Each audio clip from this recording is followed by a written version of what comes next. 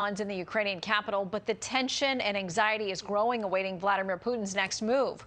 Let's discuss the latest developments in Eastern Europe with former Deputy Assistant Secretary of State Len Khodorkovsky, along with the first woman to graduate from the Citadel, South Carolina, Congresswoman Nancy Mace. Great to have both of you with us tonight.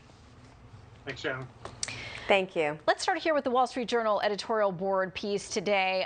This is about the fact that they say Vladimir Putin only understands strength. They say the Russian has never been deterred before by Western restraint, and he may see new sanctions as just more weakness. Mr. Putin responds only to strength, and the West still isn't showing enough. Congresswoman, what should we be doing?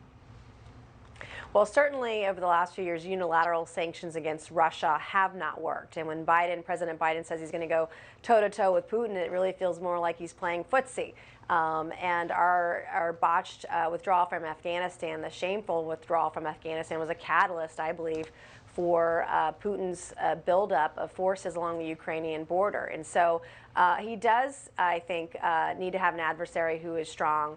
But right now, when you look at what's going on, and I have family that are deployed right now. I'm seeing this firsthand because I have family who have been deployed because of what we're seeing over there. But I don't think it's worth one drop of American blood on Ukrainian soil over this issue. This issue has been going on for hundreds of years. But we need to be, in order to halt the march to war in Ukraine and with Russia, we've got to work with our allies in Europe and help them put some pressure on Russia, particularly when it comes to oil and gas economy over there, to put the pressure and the pain, make them feel that pain.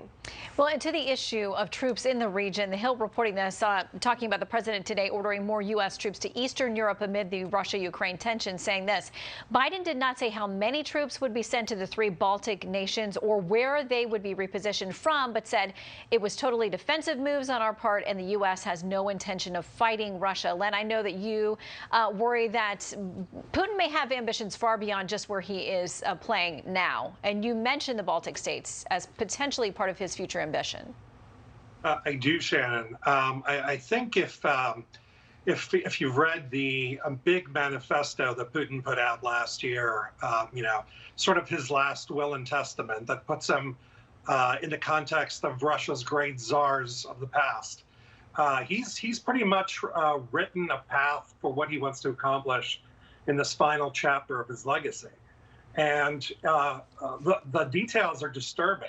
They're talking about the historical wrongs that Lithuania, Poland, Hungary, Romania, Ukraine certainly have imparted on the greater Russia.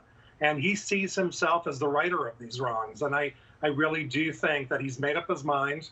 That the solace I take is his war cabinet, I don't think is with him 100%. There was certainly dissent in his ranks during that, staged NSC meeting, the Russian NSC meeting.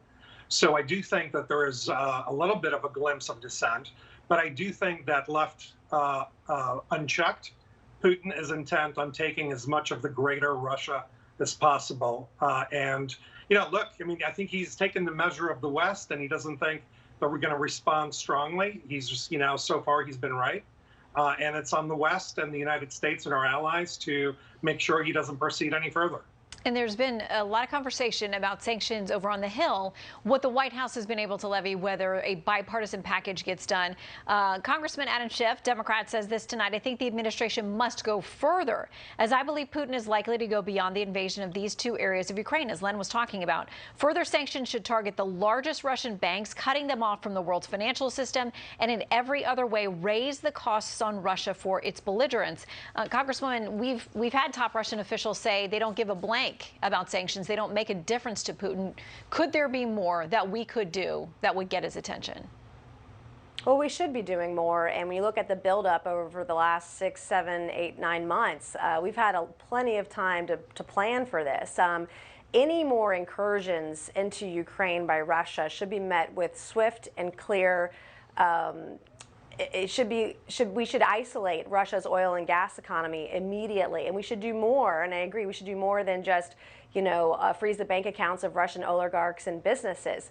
We've got to hit them where it hurts. And I will tell you, $50 billion annually from Russia is exported in natural oil and gas to European allies, and they get about 40% of their oil and gas from Russia. And so we can, I believe, and work with our allies in Europe, make that financially and economically painful for Russia, and we ought to support them in that. I'm glad to see that they halted the certification of Nord Stream 2 pipeline. That's a start, but more should be done, and we should support our allies in that effort before it's too late. And I do fear that we're running out of time here. And Len, your comment on the Nord Stream 2, Germany saying today no further certification. Is it enough? Should it have been done sooner? Will the rest of Europe go along with this, and will it hold? Well, we'll have to see. Time will tell. I'm sorry, for Len. Sorry. No. Of course, more should have been done, and frankly, the Biden administration should not have allowed Russia to proceed with a pipeline. The Trump administration sanctioned Nord Stream 2 for this reason. It was counterproductive to allow it to proceed. If for no other reason than it put Ukraine in a much more vulnerable position. But beyond that, if you look at the consequences of our own gas prices, the Biden administration shut down the Keystone pipeline, and it allowed the Nord Stream 2 pipeline. What sense does that make? We should. That's good. It's good that Germans have put a pause to it. Let's turn on the spigots where we can in our own country. Yeah, and this administration continues to warn that there will be pain for Americans involved in what is happening over in that region. Len Khodorkovsky, Congresswoman Mace.